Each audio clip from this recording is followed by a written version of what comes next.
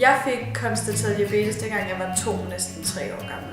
Jeg har diabetes type 1 manuelt, og så måler jeg mit blodsukker via et måleapparat. Selv cirka 5 gange om dagen, tror jeg. Så stikker jeg mig selv noget, der hedder basisinsulin en gang om morgenen og en gang om aftenen. Så i alt er det cirka 7 gange. Min daglige kost starter sådan ofte med yoghurt eller havregryn om morgenen.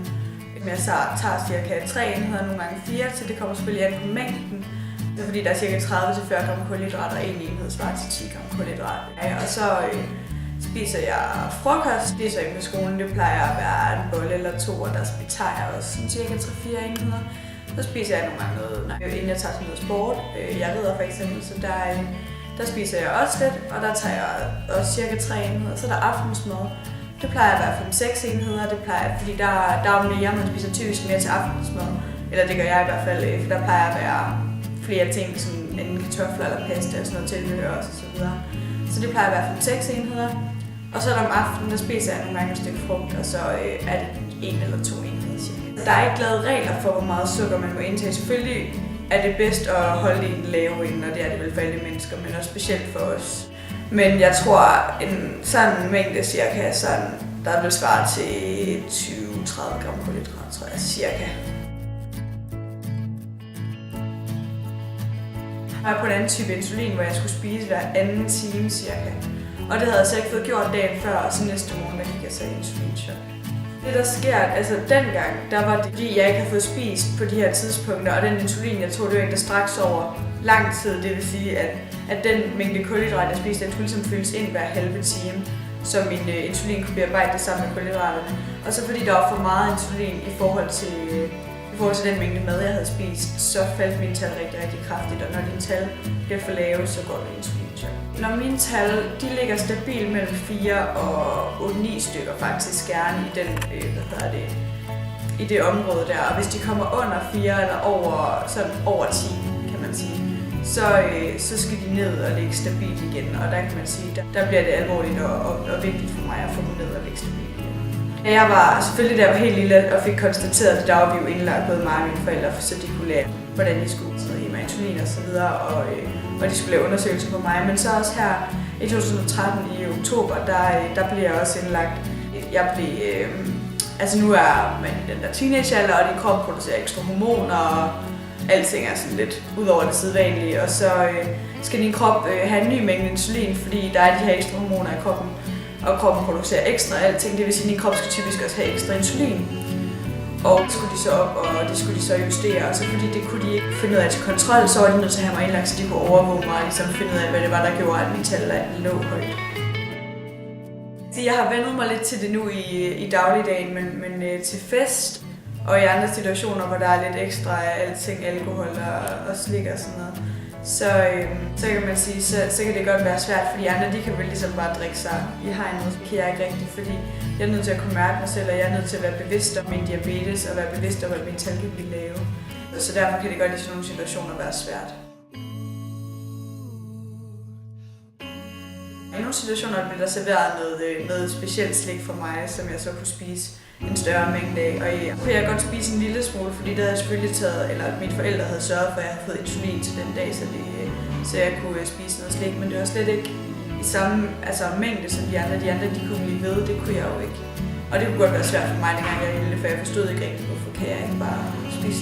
Når jeg er til fest, så må jeg cirka indtage 4-5 genstande, har jeg snakket med min læge om, fordi så vil jeg stadig kunne mærke mig selv, men man kan også godt have det sjovt.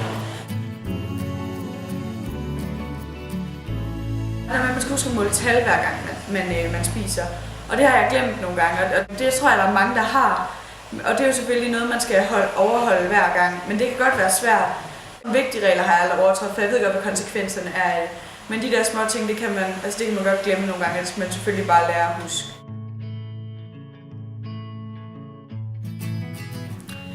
Jeg tror helt sikkert, det bliver nemmere med årene, fordi jeg lærer mig selv mere at kende, og jeg lærer mine behov mere at kende i forhold til min diabetes. Så jeg ved, hvor meget insulin jeg skal tage til de forskellige ting, og det hele bliver mere stabilt, jo længere det bliver nemmere i fremtiden. Man skal til kontrol hver 3. måned. Og når man er til kontrol, så bliver du målt og vejet, og man snakker lidt om, hvordan det går, og det er egentlig meget hyggeligt. Selvfølgelig er der også de alvorlige ting, det der, men så får man taget den her langtidsmål, som tager en måling over de sidste 3 måneder, og så hvad er din gennemsnitsmåling, og hvordan ligger dit gennemsnitsblodsukker.